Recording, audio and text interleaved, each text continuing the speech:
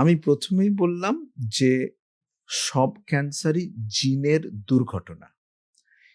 ৫% ক্ষেত্রে এই জিনের দুর্ঘটনা পরবর্তী জেনারেশনে যেতে পারে। ৯৫% ক্ষেত্রে সেই জিনের দুর্ঘটনা সেই ব্যক্তির চিতাভস্মে অথবা কবরের সঙ্গে চলে যাবে। সুতরাং যে ৫% এটা হতে পারে সেটার কিছু স্পেশাল ক্যারেক্টার আছে।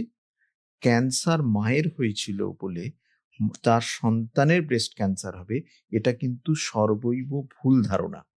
এবং দুর্ভাগ্যজনক, স্বাধীনতার প্রায় ৭৭ বছর বাদেও আমাকে এই প্রশ্নের উত্তর দিতে হয় যে আমার ক্যান্সার হয়েছিল, আমার মেয়ের বিবাহ দেব, তার কি ক্যান্সার হওয়ার সম্ভাবনা আছে? তার বাড়ির লোকও চেম্বারে এসে এই প্রশ্নটি করেন। এর এক কথায় উত্তর হচ্ছে না, না এবং না। যে ৫% হয় তারও কিছু স্পেশাল ক্যারেক্টার আছে। সুতরাং জেনেটিক মানে পারিবারিক নয়।